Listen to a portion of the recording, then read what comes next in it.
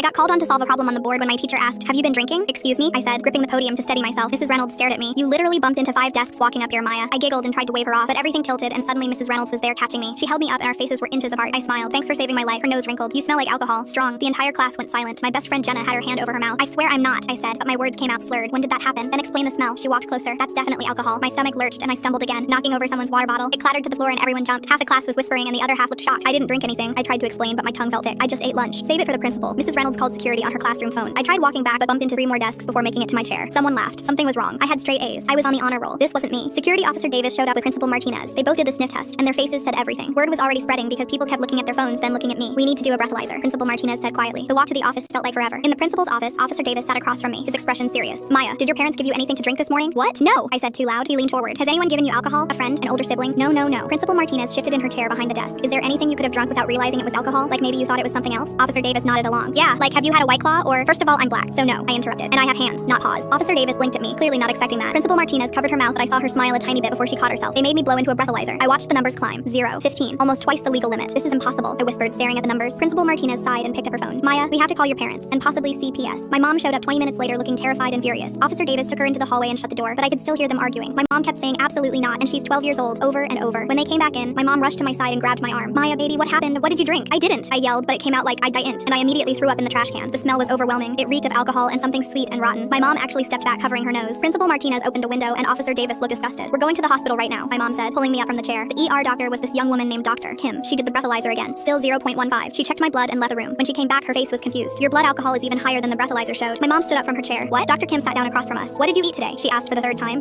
Pasta last night, cereal for breakfast, goldfish crackers during second period, turkey sandwich and pretzels at lunch." Dr. Kim's eyes narrowed as she wrote something down. "All carbohydrates. Okay, we're going to do a glucose challenge test." They gave me this super sweet drink that tasted like flat orange soda. Then they took my blood every 30 minutes. After an hour, Dr. Kim came back with 2 other doctors trailing behind her, all looking amazed. "Your blood alcohol is going up," she said, holding up my chart. I grabbed my mom's hand. "Oh my god, am I dying?" "No, but you just drank pure sugar and your body converted it to alcohol. We've been watching it happen in real time." My mom grabbed the edge of the exam table. "What?" Dr. Kim pulled up a stool. "We believe you have ABS, autobrewery syndrome. Your gut is fermenting carbohydrates into ethanol. Every time you eat bread, crackers, pasta, anything with carbs, your intestines literally brew alcohol. You're getting drunk off your own digestive system." My mom's jaw dropped. "That's a real thing?" "It's rare, but yes. The yeast in your gut is completely out of control." Dr. Kim looked at me. "You've probably been feeling off for weeks." I thought about it. The random dizzy spells, the weird hangovers when I hadn't done anything, feeling super sick after Mia's birthday party when I'd only had breadsticks and cake. "So I'm not drunk. I'm just brewing beer in my stomach?" "Essentially, yes." Dr. Kim started writing on her prescription pad. "We need to put you on antifungal medication immediately and a strict low-carb diet. No bread, pasta, crackers, rice, potatoes for at least a month." Now I wished I was dying. That's literally what not eating pasta feels like. When we got home, my mom immediately got on the phone with Principal Martinez. I didn't want to hear the whole thing again, so I went straight to my room and threw out all my White Claw cans under the bed. Just kidding.